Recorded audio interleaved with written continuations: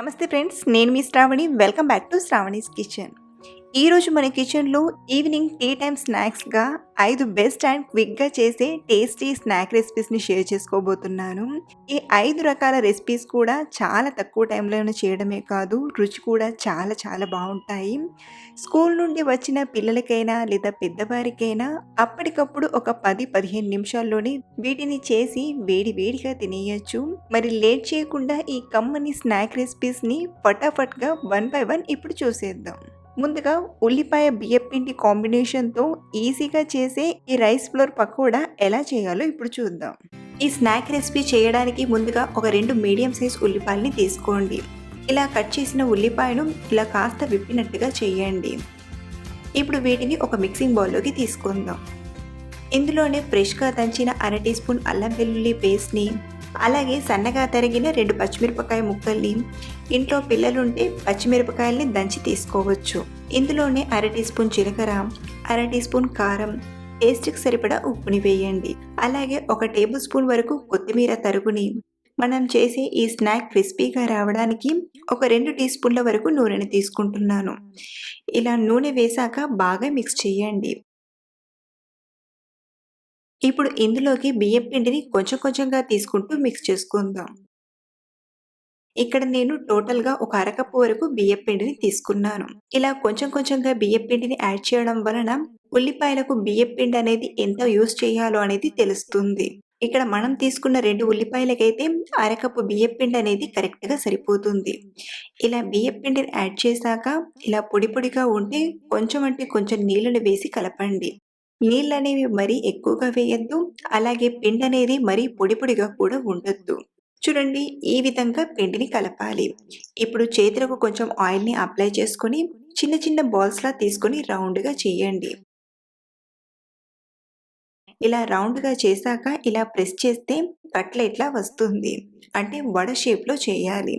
ఇలా చేసిన వడను ఒక ప్లేట్లోకి తీసుకొని ఇదే విధంగా మిగతా పిండి మొత్తం కూడా వడలా చేసుకుందాం. వడలనేవి మరీ లావుగా కాకుండా, అలా అని మరీ చెక్కల్లా కాకుండా ప్రిపేర్ చేయండి.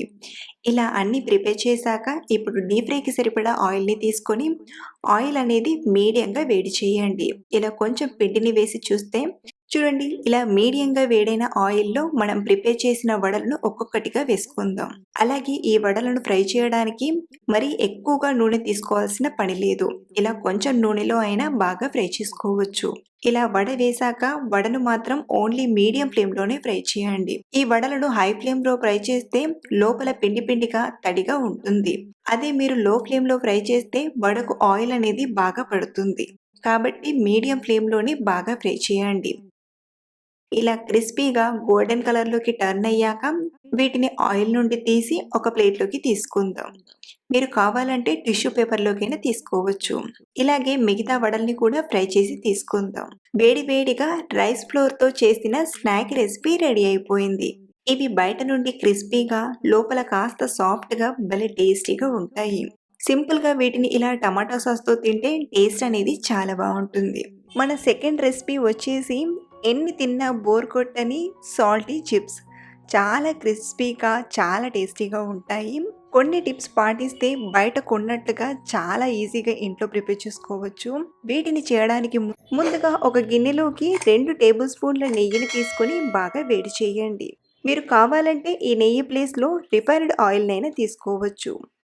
ఇప్పుడు మిక్సింగ్ బౌల్లోకి 1 కప్పు మైదా పిండిని తీసుకుందాం. ఈ డైమండ్ చిప్స్ని మైదా పిండితోనే చేస్తారండి. మీరు కావాలంటే గోధుమ పిండితో అయినా చేయొచ్చు, కానీ పర్ఫెక్ట్ టెక్చర్ అనేది ఈ మైదా పిండితోనే వస్తుంది. అలాగే ఇందులోనే ఒక 2 టేబుల్ స్పూన్ల బియ్యం పిండిని కూడా తీసుకోండి. మెజరింగ్ కప్తో చెప్పాలంటే పావు కప్పులో సగం అండి. అలాగే ఇందులోనే రుచికి సరిపడా ఉప్పుని, 1 టీ స్పూన్ అజ్వాయిన్ని ఇలా చేతిలోకి తీసుకొని కాస్త క్రష్ చేసి తీసుకోండి.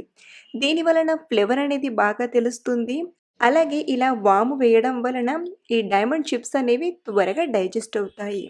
ఇప్పుడు ఇందులోనే వేడి వేడి నెయ్యిని తీసుకొని బాగా కలపండి. ఫస్ట్ ఇలా స్పూన్తో కలిపాక ఆ తర్వాత చేతితో ఇలా రబ్ చేసినట్టు చేస్తూ నెయ్యిని పిండి మొత్తం కూడా బాగా పట్టించండి.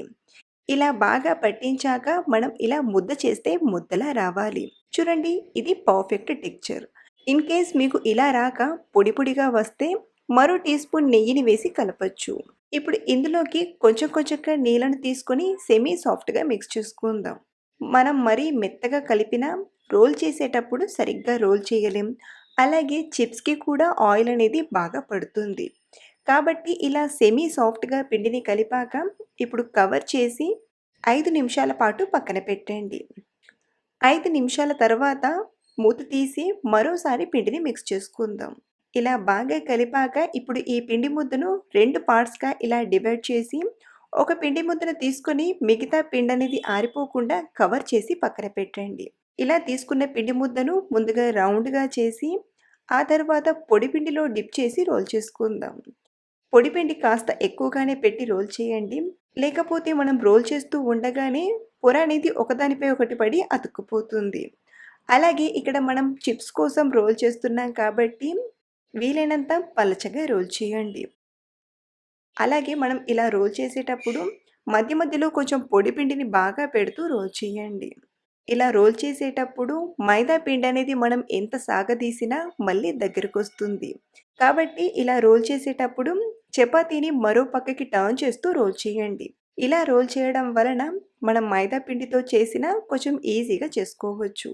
చూడండి, ఇలా ఇంత థిక్‌నెస్‌గా పల్చగా రోల్ చేశాక ఇప్పుడు ఇలా రోల్ చేసిన అంతా కూడా లైట్‌గా పొడి పిండిని అప్లై చేసుకుందాం. దీని వలన మనం కట్ చేశాక చిప్స్ అనేవి ఒకదానికొకటి అతుక్కోకుండా ఉంటాయి.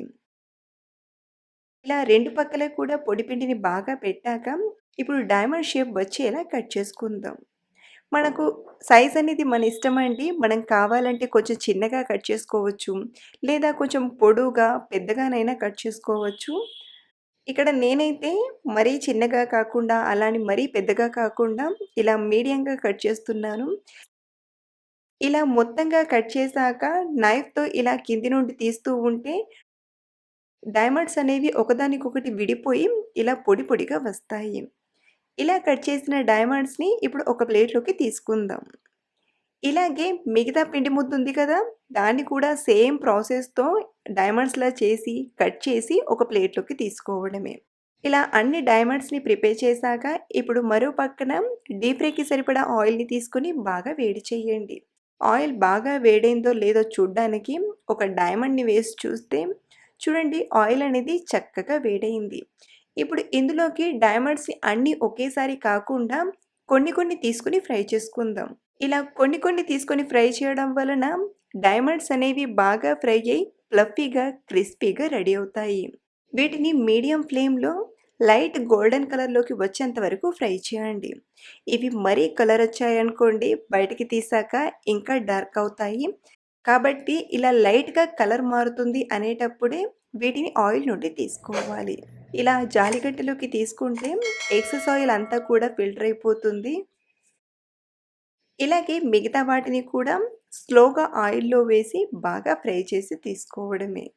ఇలా ప్రిపేర్ చేసిన వీటిని పూర్తిగా చల్లారేంత వరకు కాసేపు బయటపెట్టి, ఆ తర్వాత మనం డబ్బాలో వేసి స్టోర్ చేసుకుంటే, నెల రోజుల పాటు మనం ఎప్పుడు తినాలంటే అప్పుడు అలా డబ్బా నుండి తీసుకొని తినేయొచ్చు. చాలా చాలా బావుంటాయి.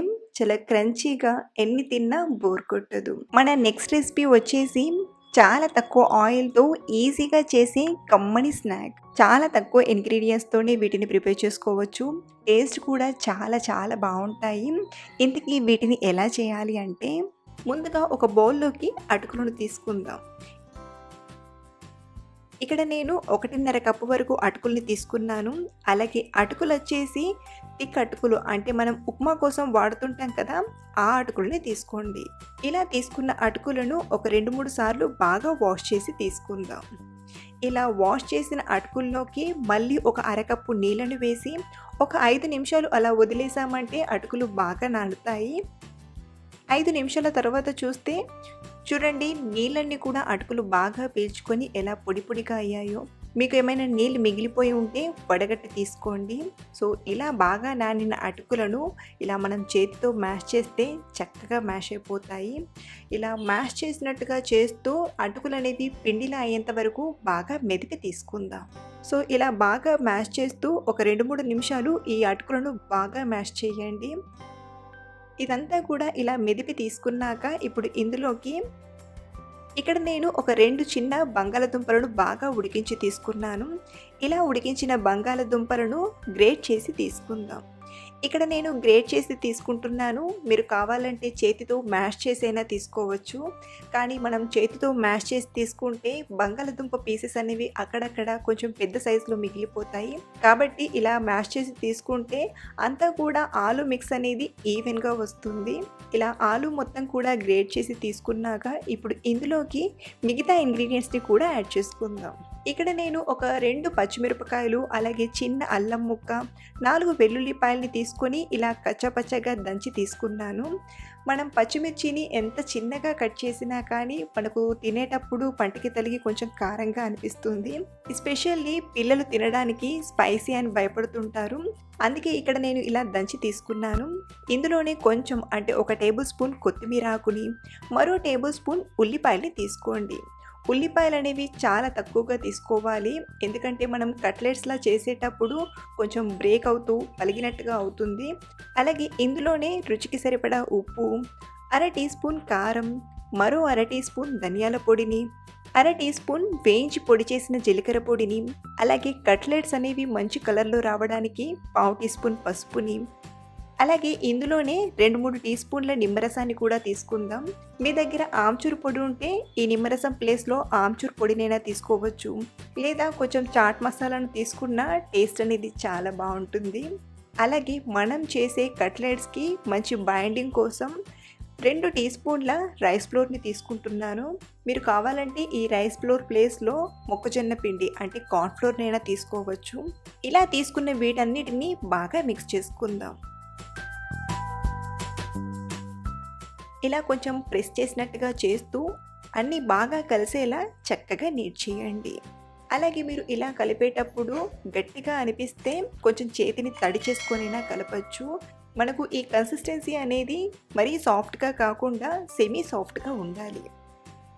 సో అన్నీ కూడా బాగా కలిసేలా ఇలా ఒకసారి కలిపాక చూడండి, కన్సిస్టెన్సీ అనేది సాఫ్ట్గా కాకుండా ఇలా సెమీ సాఫ్ట్గా ఉండాలి.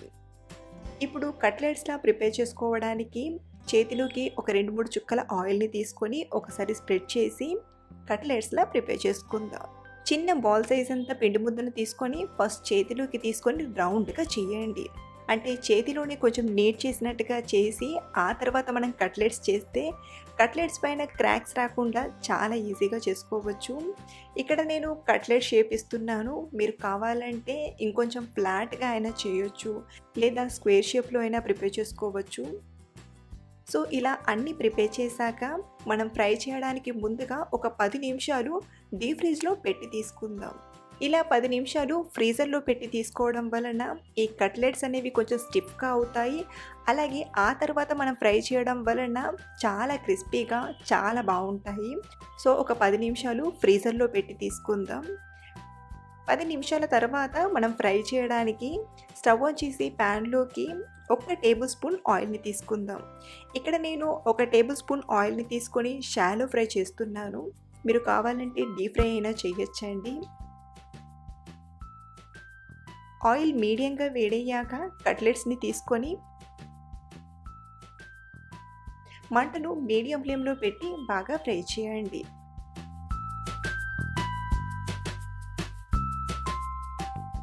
రెండు నిమిషాల తర్వాత మరో పక్కకి టర్న్ చేసి బాగా ఫ్రై చేయండి. ఇలా 1-2 నిమిషాలకు ఒకసారి టర్న్ చేస్తూ మీడియం ఫ్లేమ్లో బాగా ఫ్రై చేయండి. ఇక్కడ నేను జస్ట్ 1 టేబుల్ స్పూన్ ఆయిల్ని తీసుకొని మాత్రమే ఫ్రై చేస్తున్నాను. మీరు కావాలంటే వీటిని ఇంకా షాలో ఫ్రై చేయొచ్చు, లేదా డీప్ ఫ్రై అయినా చేయొచ్చు. అలా చేసి తీసుకున్న టేస్ట్ అనేది చాలా చాలా బాగుంటుంది. సో ఇలా మంచి కలర్లోకి కట్లెట్స్ వచ్చేదాకా ఫ్రై చేశాక ఇప్పుడు వీటిని ఒక ప్లేట్లోకి తీసుకుందాం.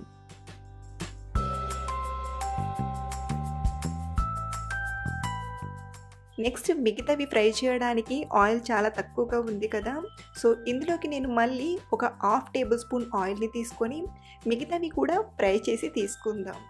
ఇలా అన్నీ తీసుకున్నాక సేమ్ మనం ముందు ఫ్రై చేసినట్లే ఒక 2 నిమిషాల తర్వాత టర్న్ చేస్తూ మంచి కలర్ వచ్చేంత వరకు ఫ్రై చేయాలి. అంతే, క్రిస్పీ అండ్ టేస్టీగా సింపుల్ స్నాక్ రెడీ అయిపోయింది. ఇంట్లో ఉన్న వాటితోనే టేస్టీగా, క్విక్‌గా స్నాక్‌ని చేయాలి అంటే ఇలా ఒకసారి ట్రై చేసి చూడండి. చాలా చాలా బావుంటుంది. ఇప్పుడు మన నెక్స్ట్ రెసిపీ వచ్చేసి సింపుల్‌గా చేసుకునే స్వీట్ రెసిపీని చూపించబోతున్నాను. మీరు స్నాక్స్‌గా లైట్‌గా స్వీట్ ఉండేలా తినాలనుకుంటే వీటిని తప్పకుండా ట్రై చేయండి. బొంబాయి రవ్వతో చాలా ఈజీగా చేసుకోవచ్చు. వీటిని స్నాక్స్‌గా అయినా లేదా దేవునికి నైవేద్యంగా అయినా చేస్తుంటారు. చాలా టేస్టీగా, సాఫ్ట్‌గా చాలా బావుంటాయి. మరి ఈ రవ అప్పాల్ని చేయడానికి ముందుగా మిక్సింగ్ బౌల్‌లోకి ముప్పావు కప్పు వరకు బొంబాయి రవ్వను తీసుకోండి. మనం ఉప్మా కోసం యూజ్ చేస్తుంటాం కదా, అదే రవ్వను ఒక ముప్పావు కప్పు వరకు తీసుకోండి. ఇలా తీసుకున్న బొంబాయి రవ్వలోకి పాలను కొంచెం కొంచెంగా యాడ్ చేసుకుంటూ మిక్స్ చేసుకుందాం. అలాగే ఈ రెసిపీ కోసం మనం కాచిన పాలనైనా తీసుకోవచ్చు లేదా పచ్చి పాలనైనా తీసుకోవచ్చండి. కాచి చల్లార్చిన పాలను యూజ్ చేస్తున్నాను. ఇలా పాలను కొంచెం కొంచెంగా వేసుకుంటూ బాగా కలపండి. ఇక్కడ నేను ఒక అరకప్పు పాలను ఒకేసారి యాడ్ చేస్తున్నానండి. మీరు ఇంకొంచెం ఈజీగా చేయాలంటే ఇలా ఒకేసారి వేయకుండా రవ ఎంతైతే పాలను అబ్జర్వ్ చేసుకుంటుందో అంతవరకే పాలను తీసుకుంటే కొత్తగా చేసినా సరే ఇంకా ఈజీ అవుతుంది.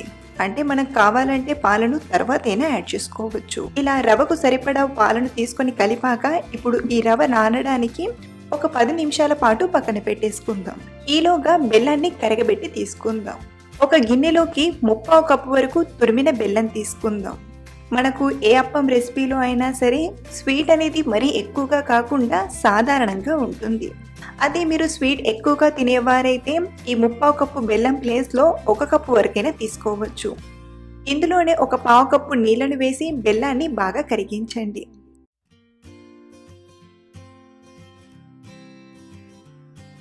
ఇలా బెల్లం పూర్తిగా కరిగిపోయాక ఒక 2-3 పొంగులు వచ్చేంత వరకు ఉడికించి స్టవ్ ఆఫ్ చేసేయండి. ఇలా ప్రిపేర్ చేసిన బెల్లం నీళ్లను పూర్తిగా చల్లారనివ్వాలి. ఇది పూర్తిగా చల్లారేలోపు మనం మిగతా ప్రాసెస్ని చూద్దాం. చూడండి, రవ అనేది చక్కగా నానిపోయి కొంచెం దగ్గర పడింది కదా. అయితే ఇలా నానబెట్టిన రవను ఇప్పుడు మనం గ్రైండ్ చేసి తీసుకుందాం.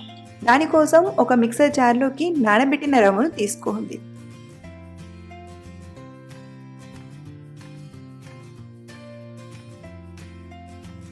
అలాగే మనం చేసే అప్పాలు మంచి ఫ్లేవర్ఫుల్గా రావడానికి ఇందులోనే ఒక 3 యాలకులను వేసి గ్రైండ్ చేసుకుందాం.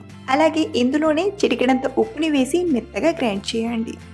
ఇలా మనం గ్రైండ్ చేయకుండానే అప్పం చేస్తే అప్పం పైన రవ అనేది అక్కడక్కడ కనబడుతూ అంత ఎమ్మీగా అనిపించదు. కాబట్టి ఇలా గ్రైండ్ చేసి చేయడం వలన చూడటానికి బాగుంటాయి. అలాగే అప్పం కూడా సాఫ్ట్గా చాలా చక్కగా వస్తాయి. చూడండి, గ్రైండ్ చేశాక ఇలా మెత్తని పిండిలా కన్సిస్టెన్సీ అనేది వస్తుంది. ఇలా మెత్తగా గ్రైండ్ చేసిన ఈ రవ్వను ఒక మిక్సింగ్ బౌల్లోకి ట్రాన్స్ఫర్ చేసుకుందాం.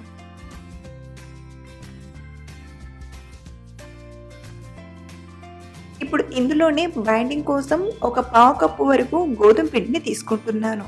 అలాగే ఇందులోనే మరో పావు కప్పు పొడి బియ్యం పిండిని కూడా యాడ్ చేయండి. ఇలా గోధుమ పిండిని బియ్యం పిండిని వేయడం వలన మనం చేసే ఈ అప్పం చాలా పర్ఫెక్ట్గా వస్తాయి. మీరు కావాలంటే ఇలా గోధుమ పిండి బియ్యం పిండి తీసుకోకుండా మొత్తం గోధుమ పిండిని తీసుకొనైనా చేయొచ్చు.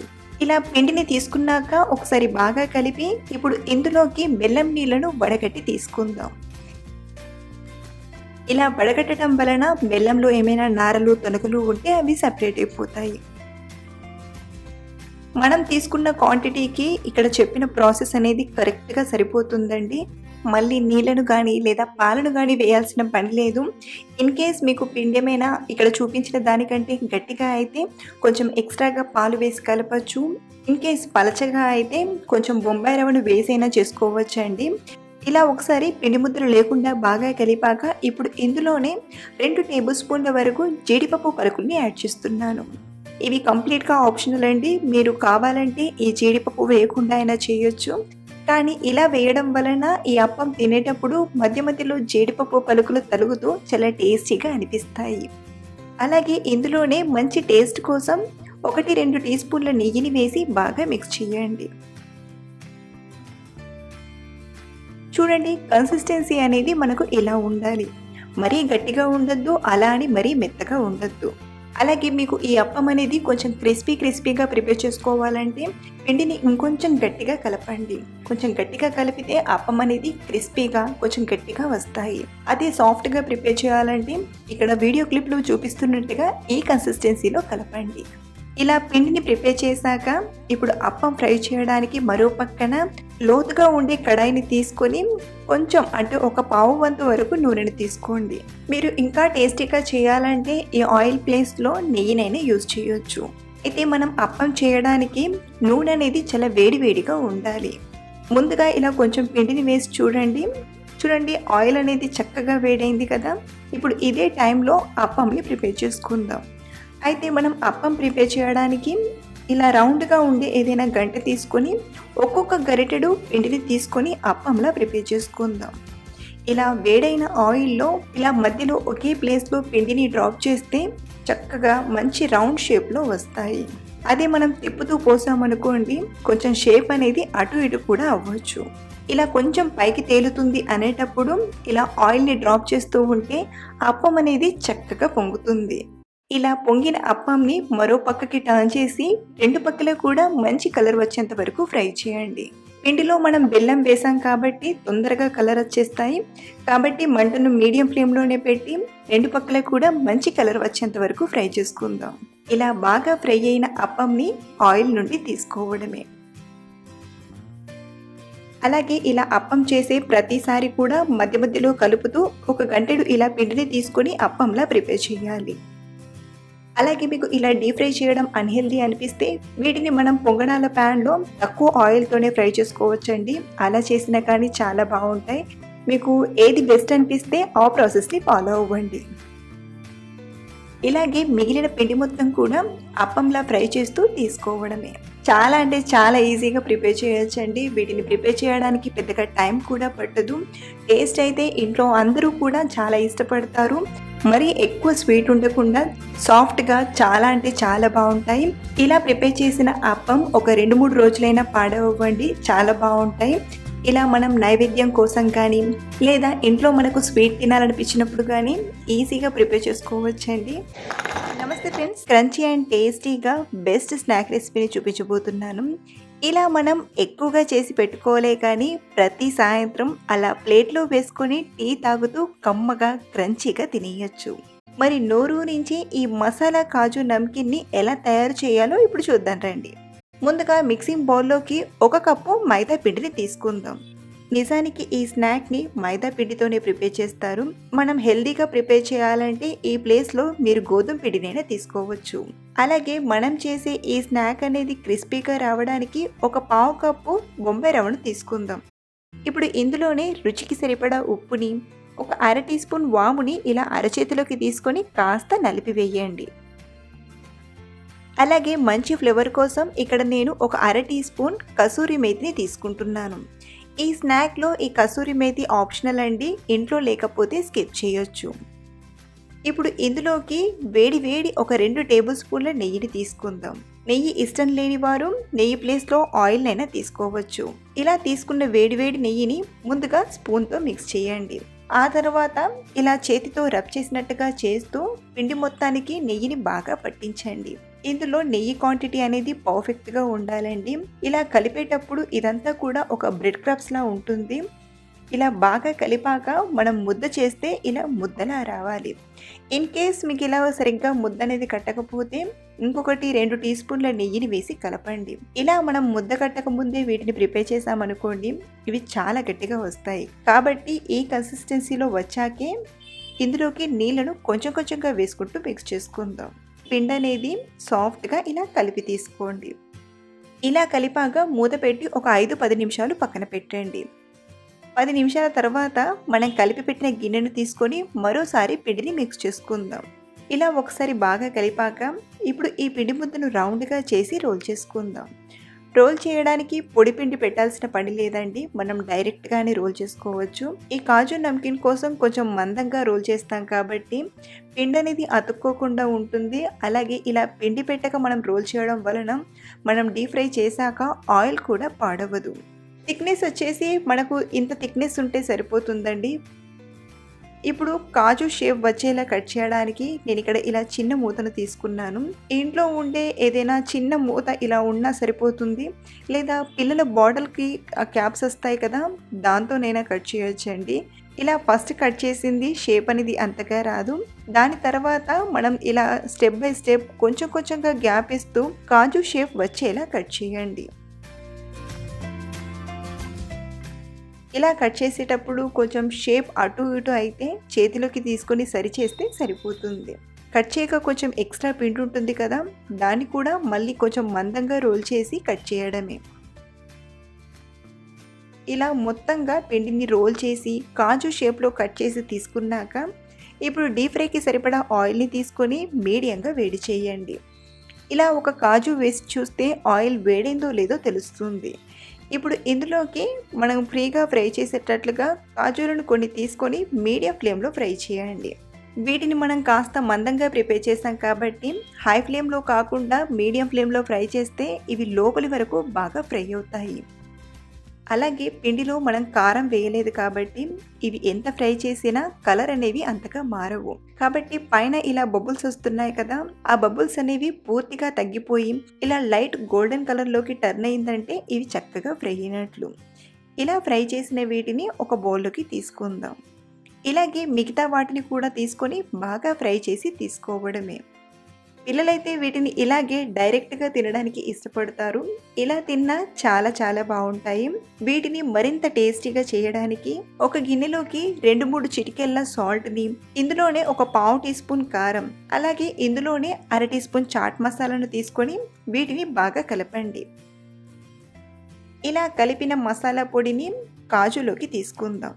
అయితే మనం యాడ్ చేసిన ఈ పొడి అనేది కాజుకు బాగా పట్టడానికి ఒక అర టీ స్పూన్ ఆయిల్‌ని వేసి మిక్స్ చేసుకుందాం. దీని వలన మనం యాడ్ చేసినవి వీటికి చక్కగా కోట్ అవుతాయి. ఇలా బాగా కలిపి సర్వ్ చేయడమే. ఇలా ప్రిపేర్ చేసిన వీటిని మనం ఏదైనా డబ్బాలో వేసి స్టోర్ చేసుకుంటే 15, 20 రోజుల వరకు టేస్టీగా ఈ టీ టైమ్ స్నాక్‌ని ఎంజాయ్ చేయొచ్చు. టుడే చెప్పుకున్న ఈ సింపుల్ స్నాక్ రెసిపీ మీకు నచ్చితే ఒక లైక్ చేసి మీ ఫ్రెండ్స్‌కి షేర్ చేయండి. అలాగే మీకు ఎలా కుదిరిందో నాతో షేర్ చేసుకోవడం మర్చిపోవద్దు. Thank you for watching.